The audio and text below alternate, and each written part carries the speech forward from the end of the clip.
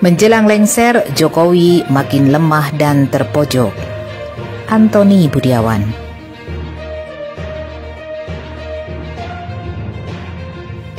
Masa jabatan Jokowi segera berakhir. Hanya 1 tahun lagi, Jokowi lengser pada 20 Oktober 2024. Tapi pengaruh Jokowi akan lenyap lebih cepat lagi setelah Pilpres 2024 berakhir. Ketika ada presiden baru, Jokowi akan ditinggal. Menjelang lengser, banyak permasalahan di pemerintahan Jokowi bermunculan. Pertama, partai politik pendukung pemerintah terpecah belah gara-gara Jokowi mau cawe-cawe dalam Pilpres 2024. Mau mengatur koalisi untuk pemerintahan yang akan datang. Partai Nasdem terlempar dari koalisi pendukung pemerintah sebab Nasdem mendukung Anies Baswedan sebagai calon presiden 2024. Sedangkan Jokowi sangat anti Anies, terlihat jelas dari sikap Jokowi.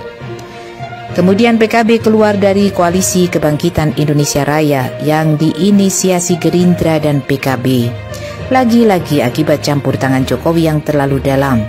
Jokowi mengatur Golkar dan PAN masuk ke dalam koalisi, membuat PKB tidak nyaman, diacuhkan, dan akhirnya hengkang. Bahkan nama koalisi diubah menjadi Koalisi Indonesia Maju tanpa sepengetahuan Caimin.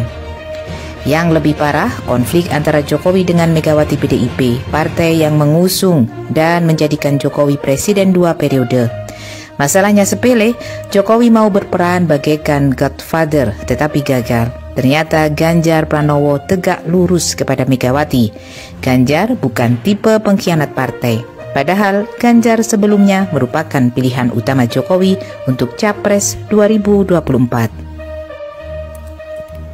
Jokowi kecewa, dukungan Capres 2024 dialihkan kepada Prabowo. Langkah Jokowi semakin mempertajam konflik dengan Megawati. Langkah Jokowi juga membuat PKB berpisah dengan Gerindra dan kemudian bergabung dengan Nasdem. Caimin bahkan menjadi cawapres Anies Baswedan. Caimin dan PKB happy, mampu menunjukkan sebagai partai berdaulat yang berontak dari tekanan politik yang kurang beradab. Perseteruan antara Jokowi dengan beberapa partai politik pendukung pemerintah termasuk PDIP semakin meruncing. Setiap waktu bisa terjadi perang terbuka.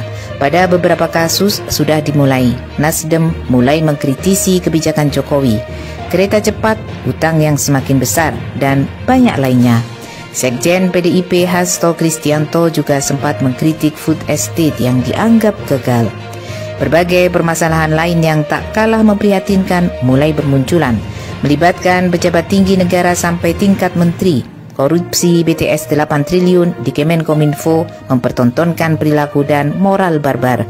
Ada pula skandal pencucian uang 349 triliun di Kementerian Keuangan. Di Sulawesi Tenggara terbongkar perampokan nikel yang merusak kawasan hutan ratusan hektar. Pelaku utamanya orang dekat istana, Windu Aji Sutanto. Windu Aji Sutanto juga terlibat kasus BTS. Windu Aji adalah tim sukses Jokowi pada Pilpres 2014 dan 2019. Di luar kasus ini menumpuk skandal besar lain, tinggal menunggu waktu kapan meledak. Yang terbaru, korupsi di Kementerian Pertanian. Syahrul Yassin Limpo yang mengundurkan diri jadi jabatan menteri. Dijemput paksa penyidik KPK, kasus Syahrul yang merupakan kader Nasdem bisa berbuntut menjadi perang terbuka antara Istana dan Nasdem. Tanda-tanda itu sudah terlihat. KPK bilang hasil korupsi mengalir ke Nasdem. Sebaliknya, Ketua KPK Firly Bahuri dilaporkan ke Polda Metro Jaya dengan dugaan memeras Syahrul Yassin Limpo. Selang beberapa hari terdengar kabar Luhut Binsar Panjaitan masuk rumah sakit. Tampaknya gangguan kesehatan Luhut cukup serius, sehingga Jokowi harus menunjuk Erick Thohir sebagai PLT Menko Marinvest. Dalam waktu seminggu menjelang setahun lengser, kabinet Jokowi berantakan. Kondisi ekonomi juga sangat memprihatinkan. Harga pangan melonjak tajam, pembelian beras di retail modern dibatasi, harga BBM naik lagi. Cadangan devisa turun dari 144,9 miliar dolar pada 2021 menjadi 134,9 miliar dolar pada September 2023. Pelemahan ekonomi juga diikuti pelemahan kurs rupiah yang sempat tembus 15.700 per dolar.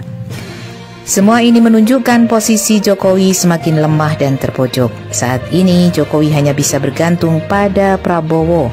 Begitu Prabowo hengkang, Jokowi bagaikan anak ayam kehilangan induk, bagaikan layang-layang putus tanpa tahu akan mendarat di mana.